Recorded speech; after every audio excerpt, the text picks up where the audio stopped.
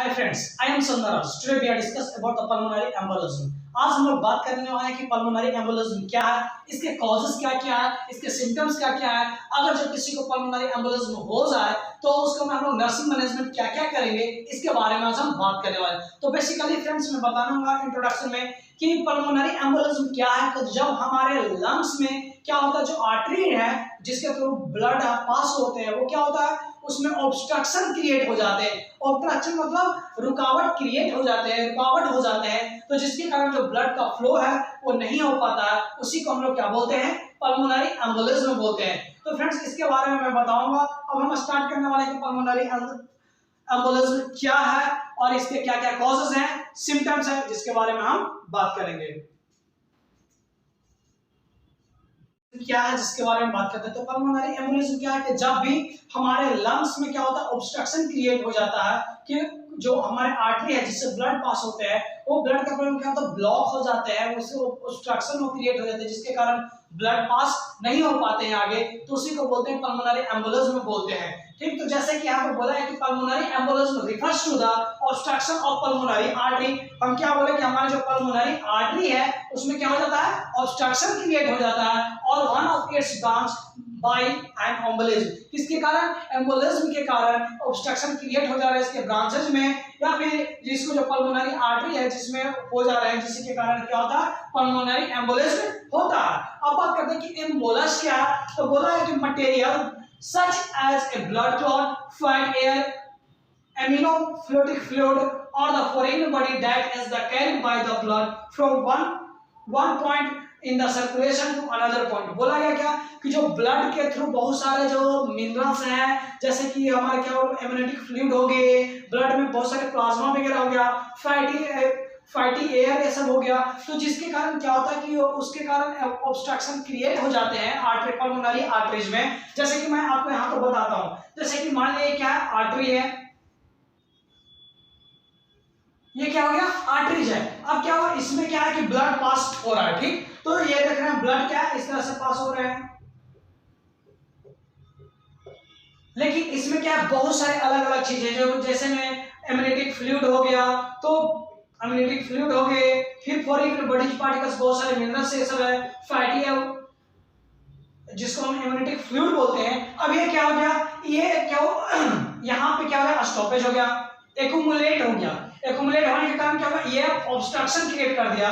मतलब क्या हुआ, अब इसका जो स्पेस था वो क्या कम हो गया, तो जिसके कारण ये ब्लड का जो फ्लो है, पहले ये पूरा में पहले इतना पूरा में पास हो रहा था, वो क्या हो गया, स्टॉप कर गया इतना पास होना।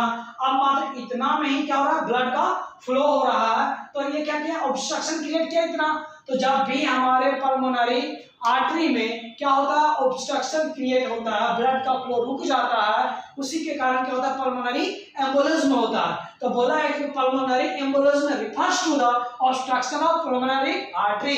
जब हमारे पल्मोनरी आर्टरी में ऑब्स्ट्रक्शन हो जाता है या फिर उसके ब्रांचेज में क्या होता है, ऑब्स्ट्रक्शन क्रिएट हो जाता है, किसके कारण, एम्बोलिज्म के कारण। तो एम्बोलिज्म क्या होगा कि जब भी हमारे जैसे कि ब्लड में एयर बबल्स फॉर्म कर जाए, या फिर कोई भी फैटी सब्सटेंस है वो क्या हो जाए, किसी मतलब साइड पे जो मसल्स लेयर है उसमें क्या है, एक्यूमुलेट कर जाए, वहां पे स्टॉप कर जाए, तो जिसके कारण क्या होता है, ब्लड का फ्लो कम जाता है, उसी के कारण ऑब्स्ट्रक्शन क्रिएट होता है। उसी को हम लोग क्या बोलते हैं, पल्मोनरी एम्बोलिज्म बोलते हैं। जैसे कि यहाँ पे इस फिगर में दिखाया गया कि ये जो लंग्स का फिगर है, यहाँ पे मैंने बताया किसके बारे में, कि जो आर्टरीज है, आर्टरीज में क्या हो रहा है कि जो ब्लड का फ्लो है क्या स्टॉप कर जा रहा है, किसके कारण, ऑब्स्ट्रक्शन के कारण, तो जिसके कारण ही पल्मोनरी एम्बोलिज्म होता है। करने जा रहे हैं उसके बारे में बताया कि पल्मोनरी डिजीज के कारण, पल्मोनरी जो एम्बोलिज्म है, डिजीज है, उसके कारण क्या से जो रिस्क फैक्टर हो सकते हैं, क्या से और डिजीज हो सकते हैं, उसके बारे में हम बात करने वाले हैं। तो देख रहे हैं पल्मोनरी एम्बोलिज्म के कारण क्या चीज हो सकता है, वेनस स्टेसिस हो सकता है। सॉरी फ्रेंड्स, वेनस स्टेसिस मतलब क्या हुआ कि जो ब्लड का जो फ्लो है वेन में वो स्लो हो जाएगा बिल्कुल। जबकि जब आर्टरी में ही क्या हो रहा था, ये जैसे कि आर्टरी था, तो आर्टरी में क्या हो रहा था कि एम्बोलिज्म के कारण, एम्बोलिज्म के कारण ब्लड क्या था, इस तरह से एम्बोलिज्म के कारण यहाँ पे क्या हुआ, इसका जो फ्लो था, जब स्टार्टिंग में क्या था कि पूरा में पूरा ब्लड, ये जो जैसे कि आर्टरी है इसमें क्या था, पूरा ब्लड क्लॉट कर रहा था, सॉरी पूरा ब्लड फ्लो कर रहा था, ठीक इधर से पूरा फ्लो कर रहा था। लेकिन इसमें क्या है, इधर की ओर जो ब्लड था ये स्टॉप कर गया फ्लो होना, और नीचे मतलब इतना ही पाथवे में ये फ्लो कर रहा है। तो जिसके कारण क्या हो, जो फ्लो हो गया ब्लड का वही स्लो हो गया। तो जिसके कारण क्या हो जाएगा, वेनस स्टैटिस हो जाएगा, मतलब जो वेन में जो ब्लड का फ्लो है वो कम हो जाएगा। फिर बात करते हैं COPD, chronic obstruction of pulmonary disease. होगा ही, क्योंकि जब पल्मोनरी जो क्या हो रहा है कि हमारे जो पल्मोनरी आर्टरीज है उसी में क्या हो रहा है कि ब्लड फ्लो नहीं हो पा रहा है, तो जिसके कारण क्या हो सकता है, सीओपीडी हो सकता है। फिर इसके बाद क्या है, डायबिटीज मेलाइटस हो सकते हैं, जब ब्लड का सर्कुलेशन हो ही नहीं रहा है सही से तो क्या होगा, डायबिटीज मेलाइटस भी हो सकते हैं। फिर बोला गया प्रोलॉन्ग इमोबिलिटी, जैसे कि किसी को टिक आते हैं, जर्क ये सब आते हैं, तो जिसके कारण क्या हुआ, वो लंबे समय तक अगर नहीं उसके बॉडी में मूवमेंट, ब्लड का सर्कुलेशन नहीं हो रहा है, जिसके कारण वो क्या हो सकता है, प्रोलॉन्ग मतलब लंबे समय तक वो हेल्थ उसका सही नहीं रहेगा। तो प्रोलॉन्ग इमोबिलिटी मतलब वो मूवमेंट वगैरह नहीं कर सकते हैं लंबे समय तक। फिर बात किए वेनस इथोथेलियल डिजीज के बारे में कि क्या हुआ, जैसे कि जब क्रोनिक सीओपीडी डिजीज होता है तो इसके कारण क्या हुआ कि उसके जो इन्फेक्शन के कारण या फिर कोई अदर्स के कारण क्या उसके में इन्फ्लामेशन हो चुका है, तो जिसके कारण क्या होगा, या वेनस इंडोथेलियम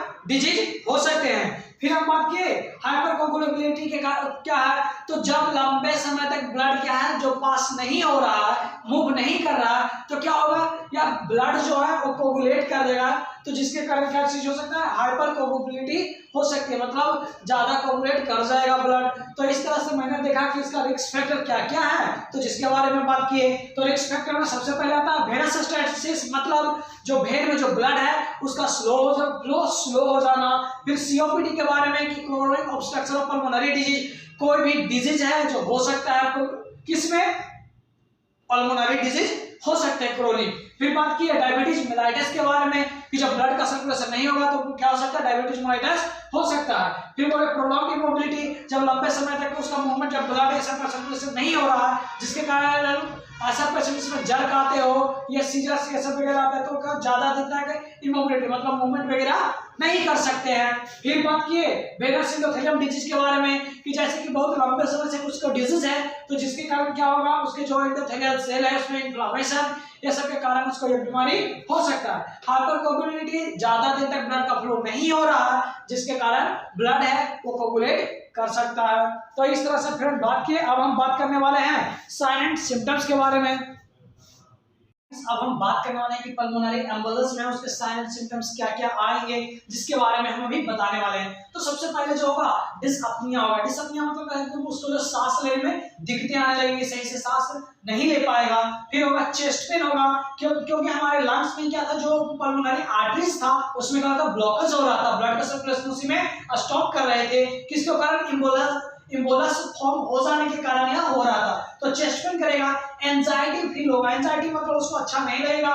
फिर ट्रैकीकार्डिया हो जाएगा, ट्रैकीकार्डिया होगा, फिर फीवर होगा, कफ होगा। तो ये सब क्या है, साइन एंड सिम्टम्स शो करेंगे। सबसे पहले डिसअपनिया होगा, फिर चेस्ट पेन, फिर एंजाइटी, उसके बाद ट्रैकीकार्डिया और उसका फीवर या फिर कफ होगा। फिर हम बात करते हैं किसके बारे में कि डायग्नोसिस और इवोल्यूशन के बारे में। तो उसका डायग्नोसिस हम क्या क्या करेंगे, तो सबसे पहले हम उसका चेस्ट एक्सरे करवाएंगे कि उसे क्या प्रॉब्लम है, कहीं चेस्ट में तो कोई इन्फेक्शन वगैरह तो नहीं है, तो पहले चेस्ट एक्सरे करवा लिए। फिर ईसीजी कराएंगे। ईसीजी करवाने के से हम लोग क्या क्या पता करेंगे कि जैसे कि इसका हार्ट सही से फंक्शन कर रहा है या नहीं कर रहा है, तो एंडोकार्डियोग्राफी बोलते हैं ईसीजी को, तो वो करवाएंगे। फिर बात करेंगे एंजियोग्राफी करेंगे। एंजियोग्राफी क्या होता है फ्रेंड्स कि जैसे कि हमारा जो ब्लड वेसल्स है उसका हम लोग देखते हैं कि कहीं इसमें कोई दिक्कतें तो नहीं है, तो इससे क्या एंजियोग्राफी से हम लोग पता करते हैं उसके ब्लड वेसल्स के बारे में, हम लोग उसका चेक करते हैं। फिर बोला गया एबीजी करवाएंगे।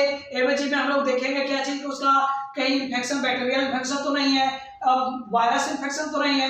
तो इस तरह से हम लोग पता करेंगे कि उसको क्या चीज दिक्कत है, जिसके बारे में जानेंगे। तो फ्रेंड्स मैंने बात की कि डायग्नोसिस में हम क्या क्या करेंगे। अब हम बात करेंगे कि इसका जो नर्सिंग मैनेजमेंट है वो क्या क्या करेंगे, जिसके बारे में हम अभी बात करने वाले हैं। अब फ्रेंड्स अब हम बात करेंगे पल्मोनरी एम्बोलिज्म में क्या कि नर्सिंग मैनेजमेंट क्या क्या करेंगे, जिसके बारे में हम बात करने वाले हैं। तो नर्सिंग मैनेजमेंट सबसे पहले फ्रेंड्स उसको मॉनिटर करेंगे, उसका देखेंगे, मॉनिटरिंग करके देखेंगे, उसका वाइटल साइन देखेंगे कि सब ठीक है या नहीं है, हार्ट बीट कैसा चल रहा है, उसका रिदम कैसा है, ये सब चीज के बारे में हम जानेंगे। फिर हम क्या करेंगे, अगर उसको देखेंगे कि उसका O2 सैचुरेशन है वो कम रहा तो उसके कंडीशन के अनुसार पे हम लोग क्या करेंगे, O2 सपोर्ट करेंगे। फिर बोलेगा एडमिनिस्टर ड्रग प्रिस्क्राइब्ड, जैसे कि एडमिनिस्टर हम लोग को ड्रग्स है उसको क्या देना है जो प्रिस्क्राइब किया हुआ है। जैसे कि अब इसका क्या हो रहा है फ्रेंड्स, इसका जो ब्लड है वो कोगुलेट कर रहा है, मतलब एक्यूमुलेट होकर एक जगह जम जा रहा है और जिसके कारण ब्लड का सप्लाई नहीं हो रहा, तो जिसके कारण क्या हम लोग क्या देंगे, तो एंटी कोगुलेंट देंगे ताकि जो ब्लड है वो कोगुलेट नहीं करे। हाइपर कोगुलेटिव था जो साइन सिम्टम्स से मैंने शो कर रहा था, तो उसमें क्या था, हाइपर कोगुलेट हो जा रहा था, तो इसे रिस्क फैक्टर में देख रहे थे। तो हम लोग क्या करेंगे, एंटी कोगुलेंट देंगे, जिससे क्या होगा, जो उसका जो ब्लड है वो कोगुलेट नहीं करेगा। तो फ्रेंड इस तरह से मैंने बात किया पल्मोनरी एम्बोलिज्म के बारे में। तो फ्रेंड्स अगर आपको और कोई भी टॉपिक में दिक्कत हो तो प्लीज हमें बताएं, कमेंट करें और ज्यादा से ज्यादा इसको शेयर करें। Thank you friends, please support my medical nursing Adda. Thank you.